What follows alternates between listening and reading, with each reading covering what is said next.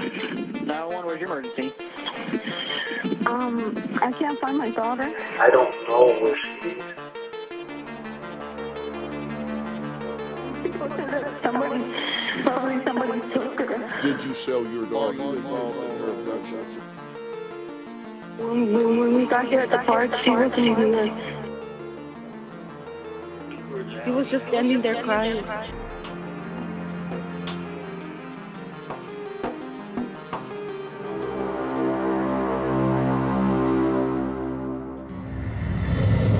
Dulce María Alavez was only 5 years old when she mysteriously disappeared on the 16th of September 2019. Her mother Noema was 19 years old at the time, which means she was only 14 when she gave birth to Dulce. Since Noema was so young, this led to Dulce's grandmother becoming her legal guardian. When Dulce went missing, she was living with her grandmother in Bridgeton, New Jersey. But her mother Noema was living nearby, still engaging in Dulce's life.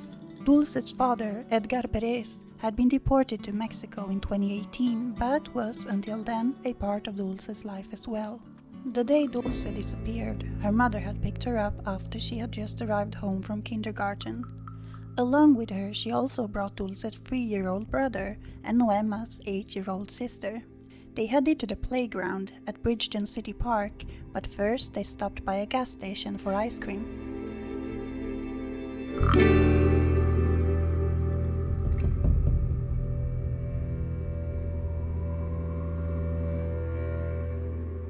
Once they arrived at the park, Noema parked her vehicle where she could keep an eye on the entire playground except for the swing set. Noema stayed in the car with her sister to help her with her homework, while Dulce and her brother went to the playground alone. While in the car, Noema also scraped a lottery ticket she had bought at the gas station. After a short while, Noema realized that Dulce and her brother went out of sight, so she left the car with her little sister to see if they were by the swings. There she found her 3-year-old crying with his ice cream on the ground, but Dulce was nowhere to be seen. The 3-year-old had issues speaking, so when he was asked where Dulce was, he just pointed towards some buildings used for storage. At first, Noema thought that Dulce was just playing hide and seek, but began to worry when she realized that she couldn't find her. The playground itself was empty, but by the basketball courts next to, there were 4 people. Noema asked them if they had seen Dulce. Their response was yes, they had seen her running towards the buildings. They also said that they had seen 2 men nearby, one who was African American and one Hispanic. They had also seen a red van going off in a distance.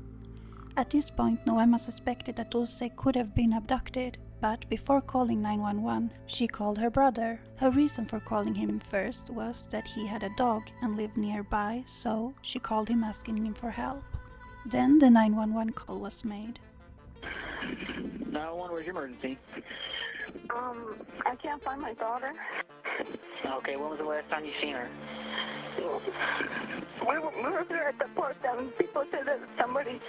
Okay, so you're at the basketball courts behind the high school? Yes. Okay. And what was she seen last wearing? She was wearing, give me a second.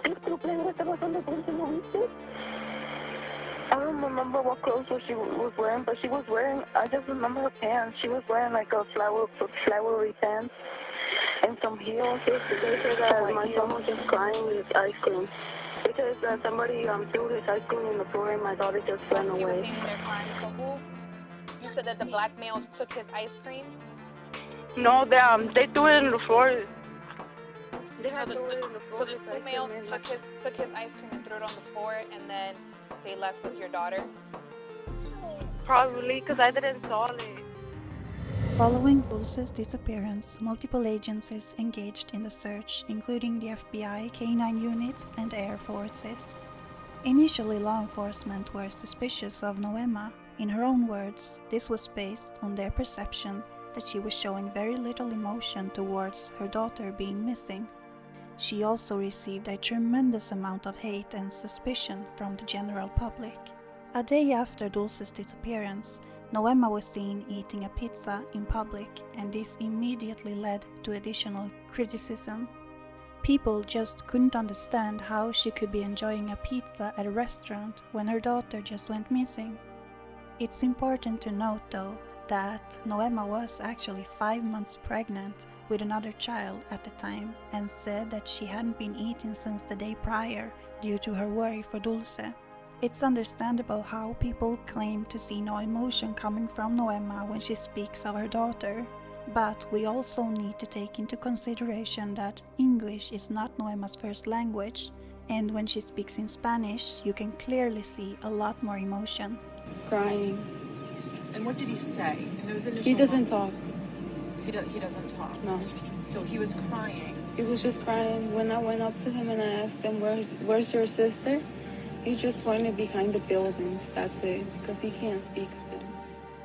La verdad, cada noche no podemos dormir bien por pensar, porque como a mi hija, ella no le gustaba dormir sola, ella no le gustaba la oscuridad. Ella siempre quería a alguien que la abrazara, que se durmiera con ella. Cada vez que se hace noche, nos ponemos tristes pensando en ella, porque luego cuando ella está con nosotros, luego ella llora, porque luego quiere estar con nosotros. Noema, también sabemos que tu novio fue detenido por las autoridades de inmigración. ¿Qué nos puedes decir? A few months after Dulce's disappearance, Noema went on the Dr. Phil show. She explained how she had taught Dulce not to trust strangers and to scream if someone ever tried to grab her. This led Dr. Phil to believe that the person who took her must have been someone Dulce was familiar with. He then asked Noema who she suspected. The only one she could think of was an old friend who had asked Noema out on a date several times, but each time Noema had rejected him. The last time she saw him, Dulce was with her, and he had asked if she was her daughter. She doesn't say when this meeting took place, but I find it interesting that in this one article from 6ABC, it says that this man was one of the last people to see Dulce. To me, that indicates that this must have occurred the same day, which is weird because I haven't seen that being mentioned anywhere else, and it's not a part of the official timeline. It's possible though that 6ABC just made a mistake. On the Dr. Phil show, we also got to see Jackie, who initially was a spokesperson for the family. She explains how she chose to take a step back and distance herself from the family for 2 reasons. One being that she began to have a bad feeling about Noema and suspected that she might not be telling the entire truth. Not that she thought she was involved, only that she might have some sort of knowledge. The other reason was that she began to receive cryptic letters about Dulce and her possible whereabouts. It's believed that those letters were sent by a psychic. The police took them seriously, but they didn't lead to any developments in the case. A lot of people have suspected that Dulce's father could be responsible for taking her and that he might have brought her back to Mexico with him. But after he shared a video about Dulce expressing how much he misses her, added to the fact that law enforcement had initially met with him in Mexico, those suspicions have cooled down. Based on statements by the witnesses the day Dulce went missing, law enforcement has released a sketch of a person wanted for questioning. The man is described as Hispanic, approximately 5'7" and around 25 to 35 years old. Police said that the person was reported to have been with 2 children under the age of 5 at the time, wearing a white t-shirt, blue jeans, and a white baseball-style hat. A huge issue in the investigation has been caused by the immigration status of a lot of people in the area, which could scare them to share anything they might know or have seen that day. But law enforcement has said and still withholds that that will not be a concern, since the only thing they want is to find Dulce. There is also an anonymous tip line. There is still a $75,000 reward for whoever shares information that leads to an arrest. Anyone with information can call any one of these numbers. You can also report anonymous tips online to either the Bridgeton police or the prosecutor's office. I'll provide links for those in the description. Please share Dulce María Alavez's story and encourage anyone who might know anything to speak up.